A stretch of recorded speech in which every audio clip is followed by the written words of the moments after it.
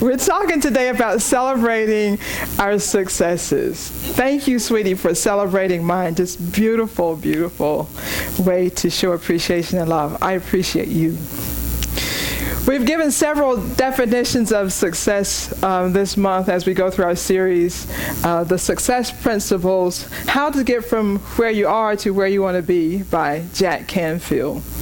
Few definitions along the way for success. I'm going to give you another one today by Ralph Waldo Emerson. He says this: to succeed is to laugh often and much, to win the respect of intelligent people and the affection of children, to earn the appreciation of honest critics and endure the betrayal of false friends, to appreciate the beauty, to find the best in others, to leave the world a bit better, whether by a healthy child, a garden patch, or a redeemed social condition. To know even one life has breathed easier because you have lived. This is to have succeeded. Ralph Waldo Emerson. It's just beautiful how this quote kind of relates back to the other principles that we've been talking about in this book. 64 principles in this book. We couldn't cover them in 4 weeks, so we're just kind of touching on a few. But just to remind us of what's already been spoken this month about the book, our first principle we talked about was being on purpose. And we do that by being in service and with joy. The second one we talked about was to be 100% responsible for your life and experiences. And the third one we talked about was being our own inner coach, right? And today we're going to talk about celebrating our successes through the use of two principles. The first one is acknowledge your positive past. Acknowledge your positive past. There's a quote that we say every week through this series, and it's this: if I did all the things I am capable of doing, I would literally astound myself. Will you say it with me? If I did all the things I am capable of doing, I would literally astound myself.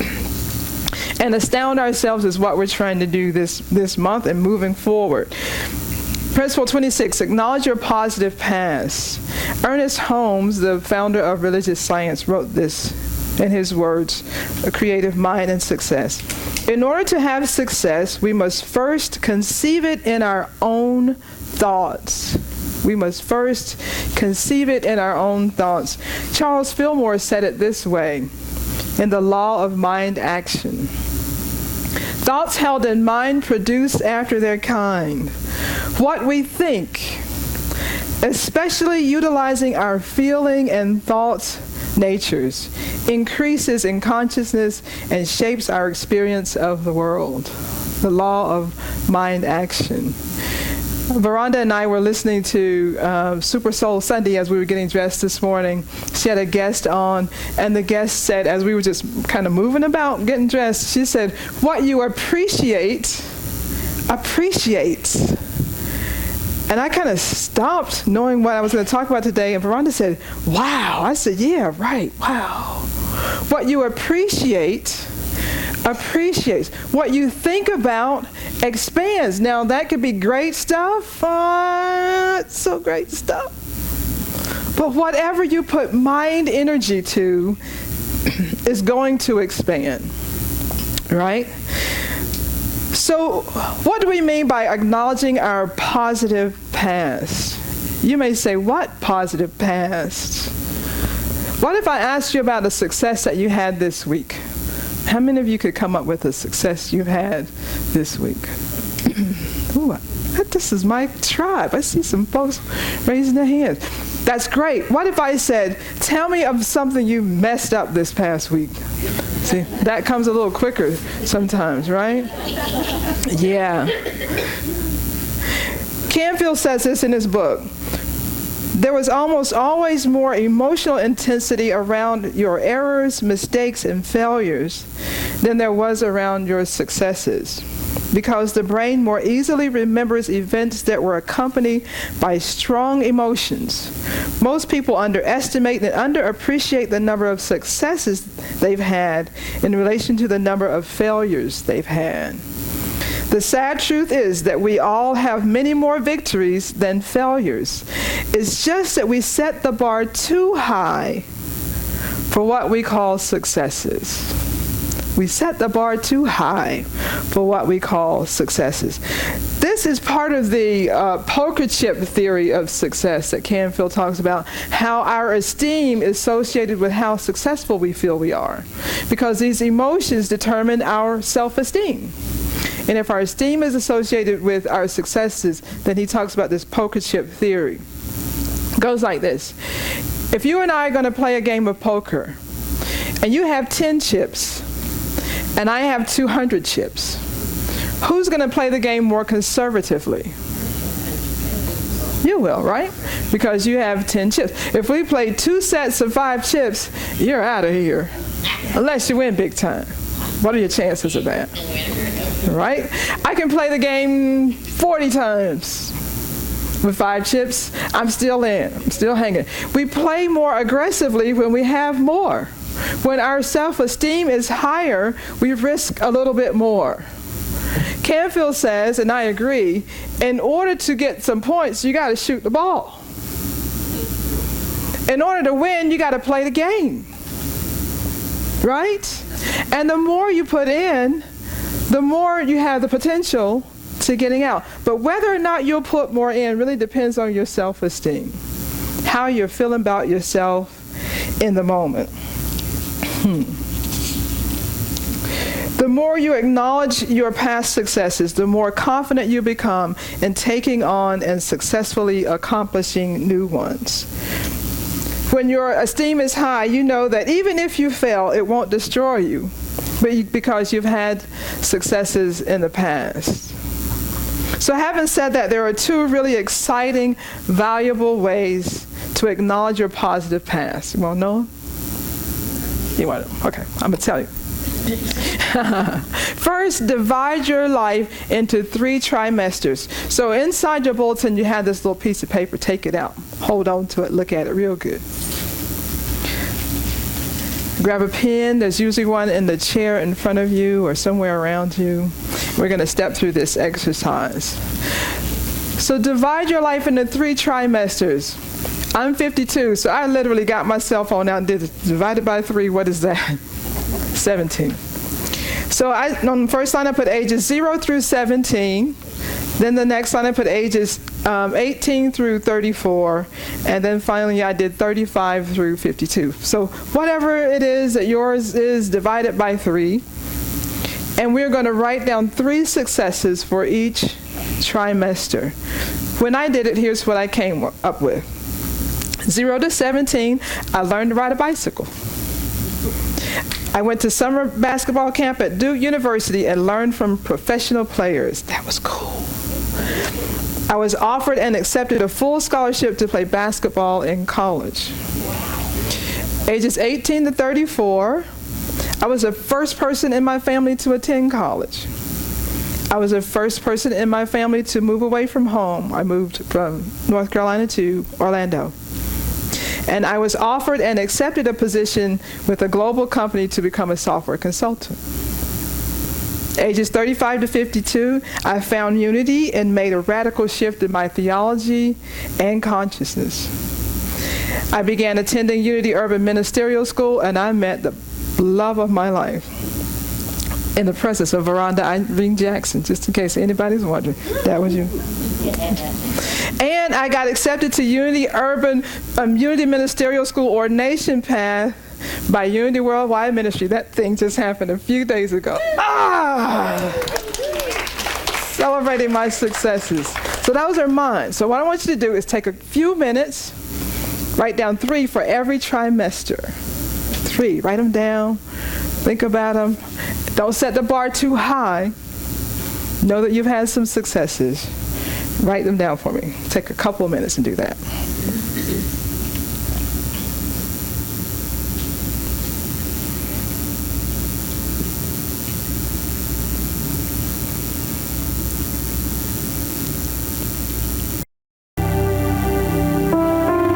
Another 30 seconds.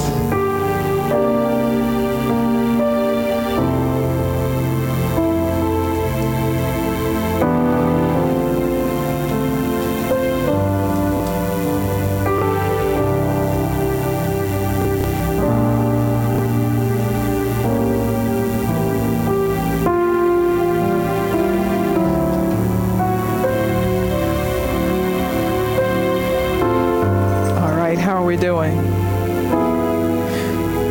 So now what I'd like you to do is find someone in your area close to you, turn to them and share 3 of your successes, not all 9 perhaps, but 3, maybe 1 from each trimester. You share yours and allow them to share theirs with you. Let's do that now.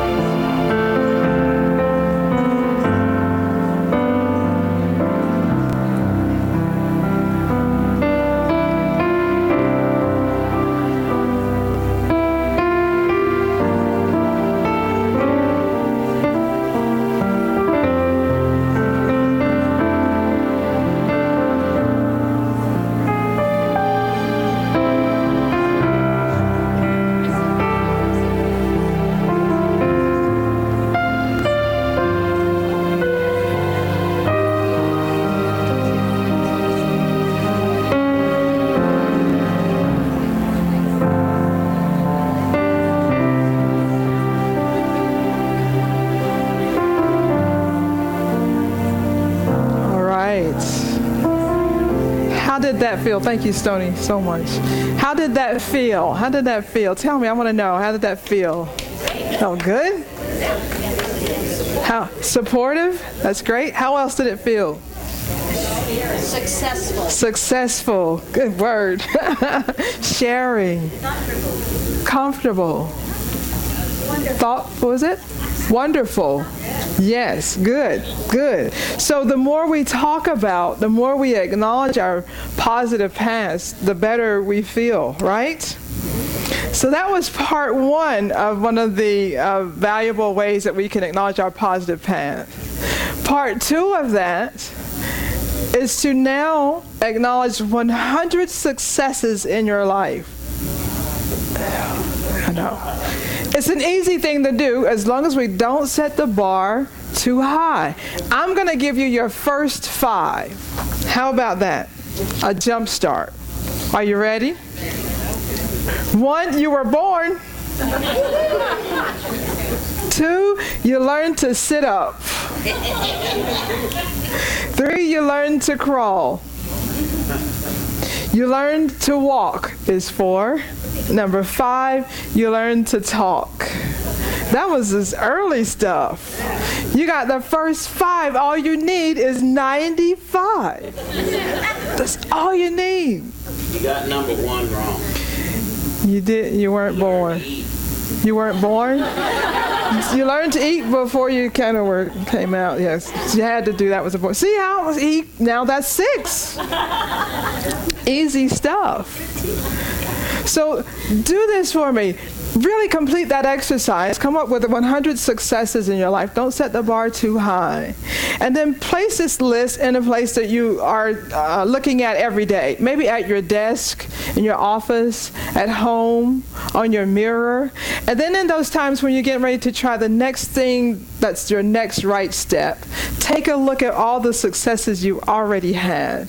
It will propel you forward to the next best thing for you.